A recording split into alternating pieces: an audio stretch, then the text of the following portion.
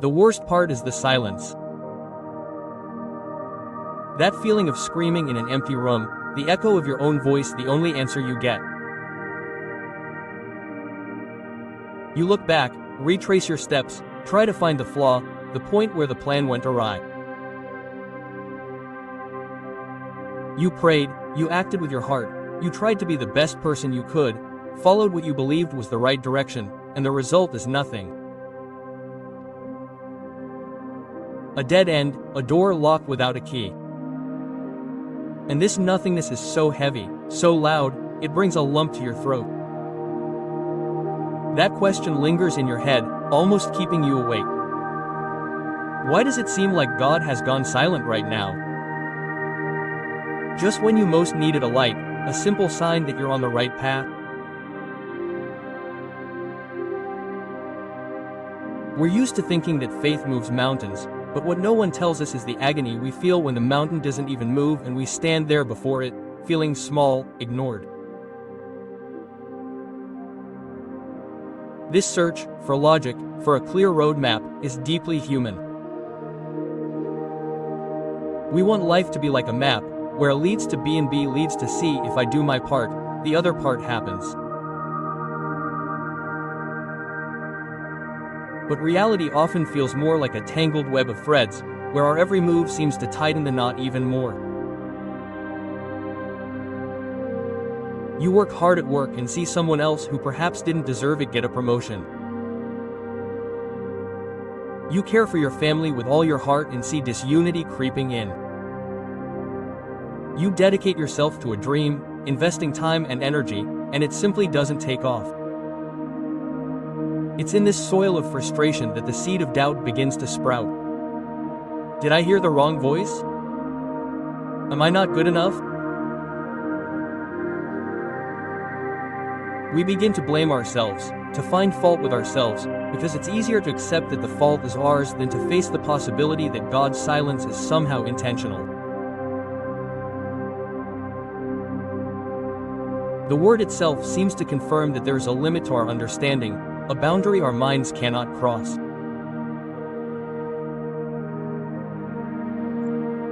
In Ecclesiastes chapter 11, verse 5, it is written, "As you do not know the path of the wind, nor how the bones are formed in the womb of a pregnant woman, so you do not know the works of God who makes all things."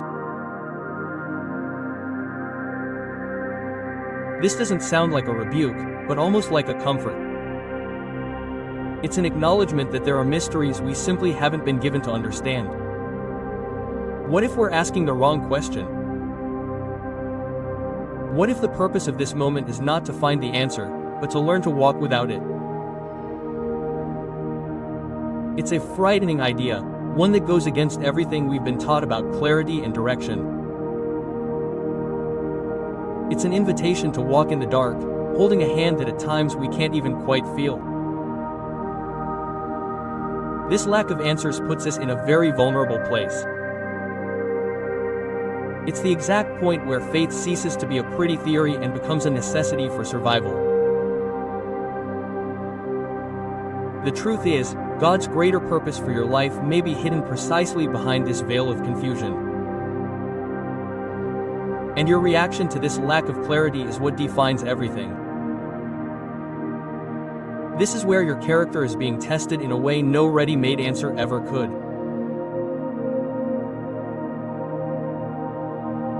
There's a force behind this silence, a wisdom in this apparent chaos, a hand holding the puzzle pieces that, for some reason, won't let them fit together yet.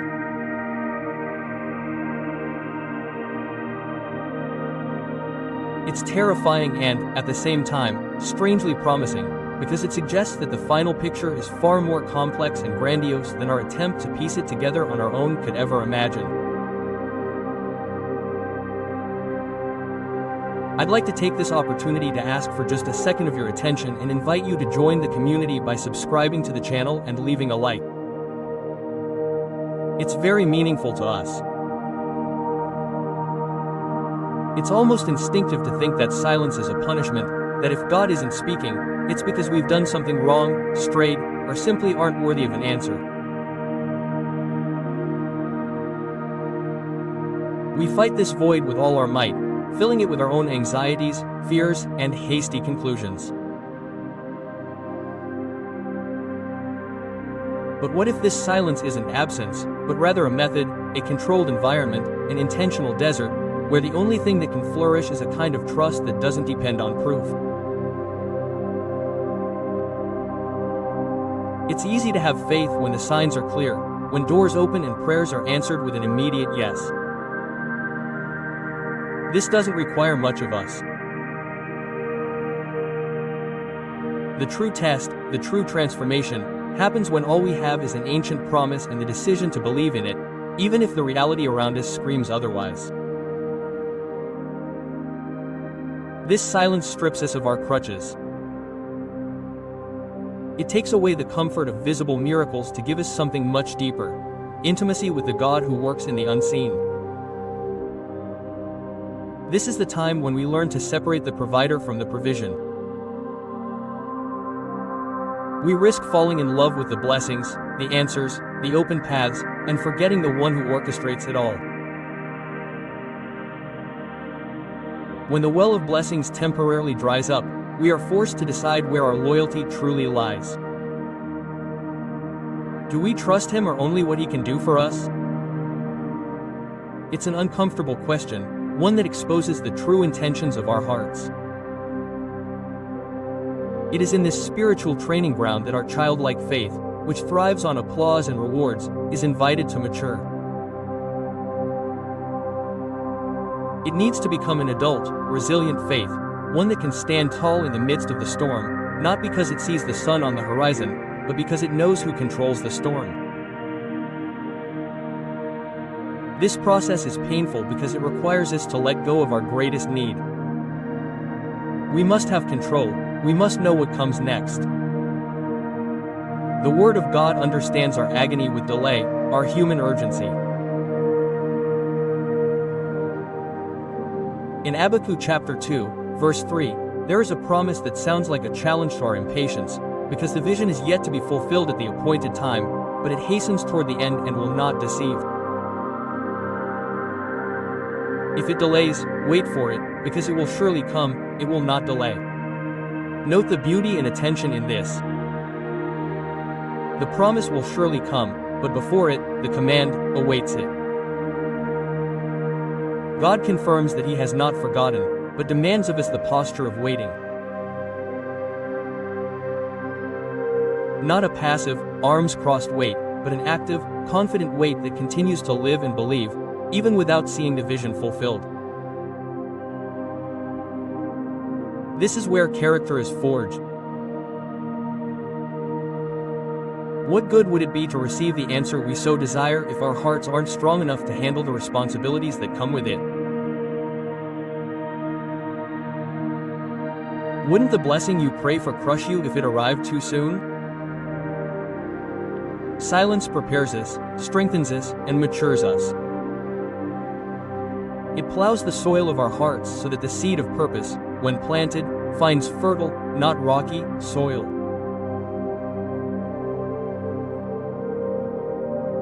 It teaches us to hear God's voice differently, not just in major events, but in the gentle whisper of conscience, in the peace that surpasses understanding, in the strength that emerges from nowhere to endure another day.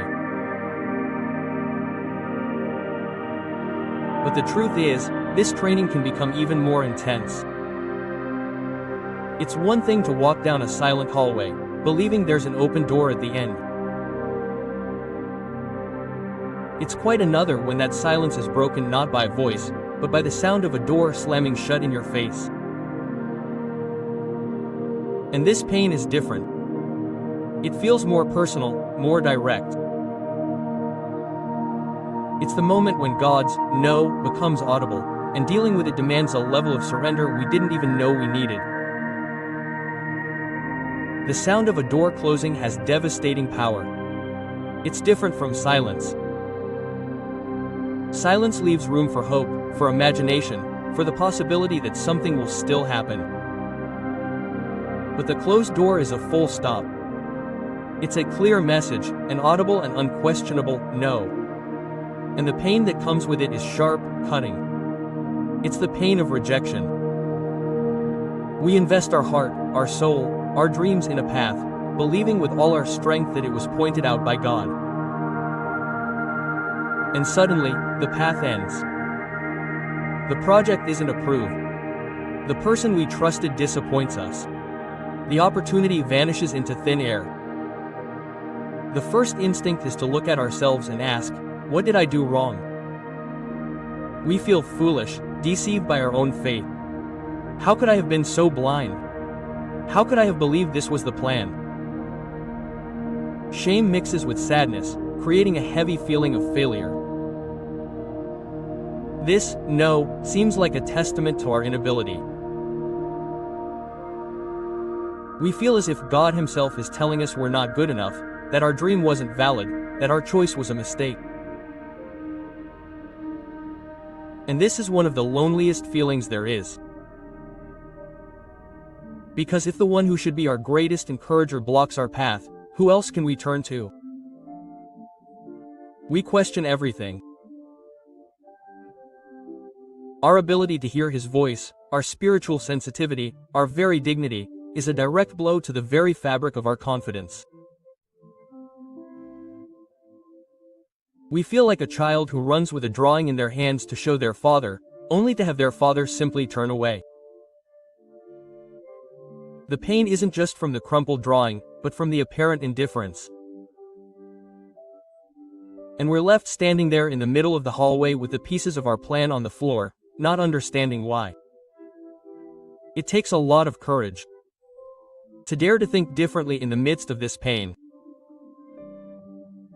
What if this closed door isn't a rejection, but a protection? What if this sudden detour that violently tore us off the path is a desperate act of love to save us from a danger we couldn't see? Sometimes we're running toward a precipice, smiling, convinced it's the flowery field we've always dreamed of. And God's hand to save us needs to pull us back forcefully. At the time, we feel the jolt, the pain of the pull, the anger at being prevented from moving forward. We don't understand that that abrupt gesture was what saved us from falling. The Word offers us a lens to see through this pain.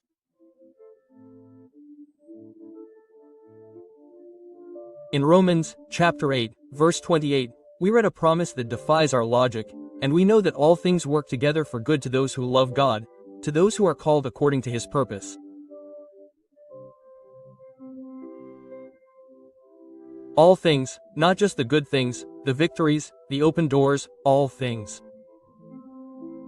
This includes the no, the closed door, the pain of detour. The promise is that even these painful events are pieces God uses to build a greater good in our lives. What if that door you mourn so much was the cell where you would live imprisoned? Could our pain be the loss of something that would actually slowly destroy us? This perspective doesn't erase the pain, but it gives it new meaning. God's plan didn't fail. Ours was just too small. The door He closed wasn't His blessing, it was His distraction.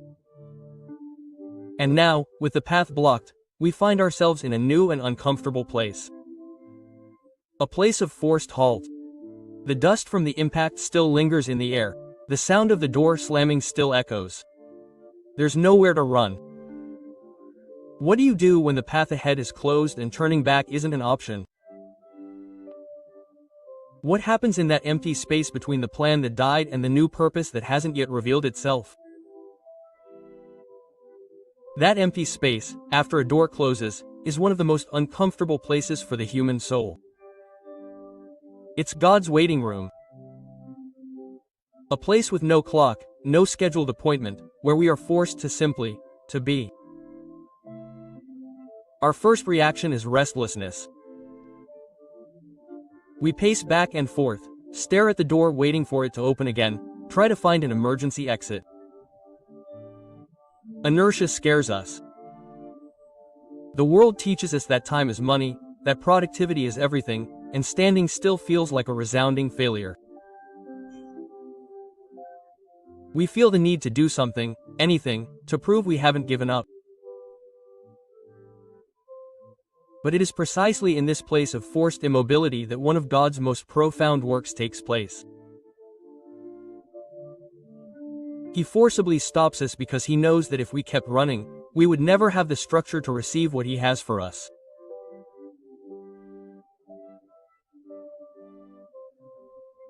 It is in this mandatory pause that our true weaknesses come to light: our impatience, our lack of control, our tendency to build our own plans and then ask God to bless them. Waiting shapes us. It teaches us the virtue of patience in a way no sermon could.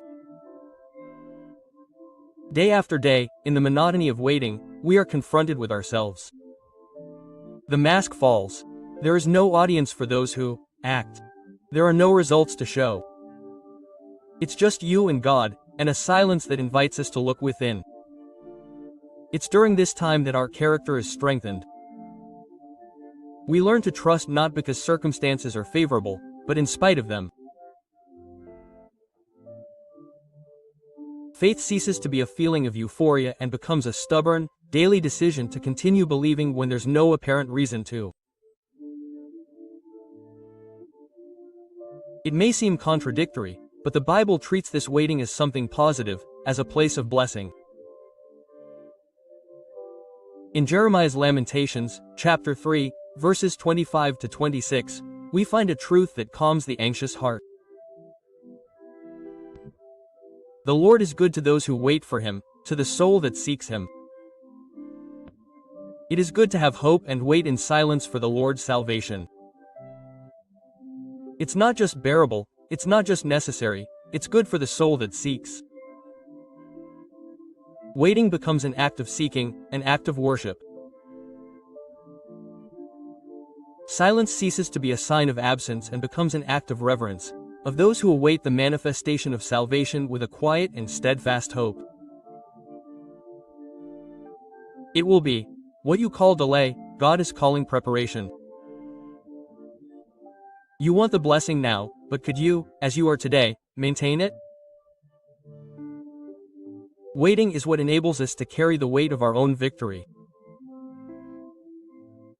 Without it, the blessing could become a curse, a burden too heavy for our unprepared shoulders. And slowly, almost without realizing it, something begins to shift within us in this waiting room. The feverish anxiety gives way to a strange calm.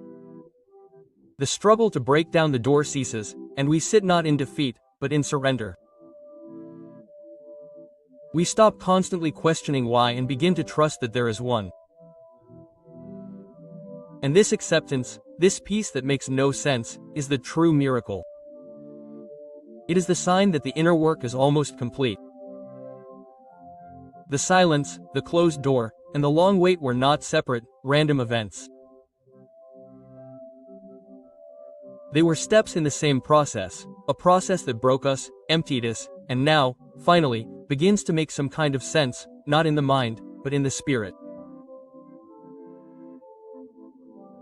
Looking back, we realize it wasn't chaos, it was God's hands creating a purpose that our anxiety would never allow us to see.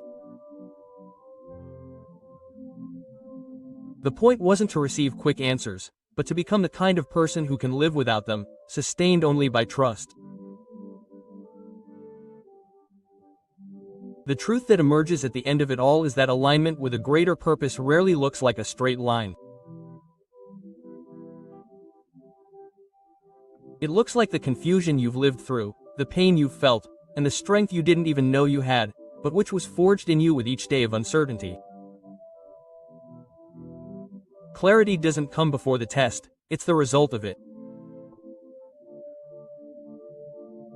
And if your heart right now is tired of fighting, I want to invite you to take a moment to breathe deeply and perhaps for the first time surrender the brokenness, the frustration, and the need for control.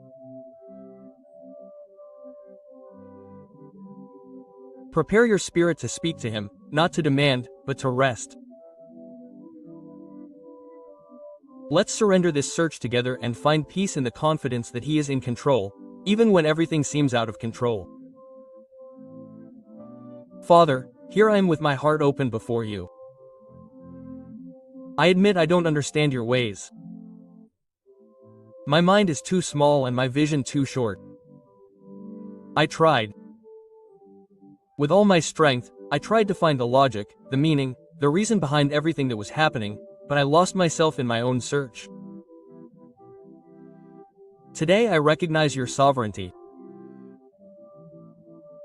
I recognize that your thoughts are higher than mine and that even in the silence, behind the closed door, in the seemingly endless wait, you are working. You are in control, even when my life seems completely out of control. And it is in this truth that I choose to stand firm at this moment. Forgive me for my impatience. Forgive my arrogance in thinking my plan was the best. Forgive me for all the times I doubted your goodness when the answers didn't come. For all the times my heart filled with bitterness when the path became difficult. I ask your forgiveness for trying to hold the reins of my life so tightly, for having more faith in my ability than in your power. And now, Father, in an act of surrender, I place everything on your altar. I surrender my confusion, the questions that haunt me in the early hours. I surrender the pain of that closed door, that dashed dream. I surrender to you the anxiety that robs me of peace, the fear of the future, the uncertainty of tomorrow. I release my expectations, my plans, my itinerary. They have not served me, they have only brought me to this place of exhaustion. Receive, Lord, this burden that I insisted on carrying alone. I no longer want it. It is yours, my life, my dreams, my future, my family. Everything is in your hands. I trust in your care, your love, your wisdom to do what is best in your time. I do not ask you to show me the entire path. I ask only for the strength to take the next step. Grant me the grace to endure the silence with a trusting heart. Grant me the faith to see your love in the detours that protect me. Grant me the patience to blossom in the waiting room, so that my character may be shaped according to your will. Strengthen my spirit when doubt comes. Renew my hope when weariness sets in. May your peace, the one the world does not understand, guard my heart and mind. I declare that I trust in you. I declare that your purpose for me is good, perfect, and pleasant. And I will rest in the certainty that one day everything will make sense. In Jesus' name. Amen. May this sincere surrender bring the peace and relief your soul so desperately needs. Remember that you are no longer carrying this weight alone. Every step from here on, even in uncertainty, is taken on the solid foundation of trust in a God who takes care of everything. If this message strengthened your spirit, consider subscribing to our channel and leaving a like.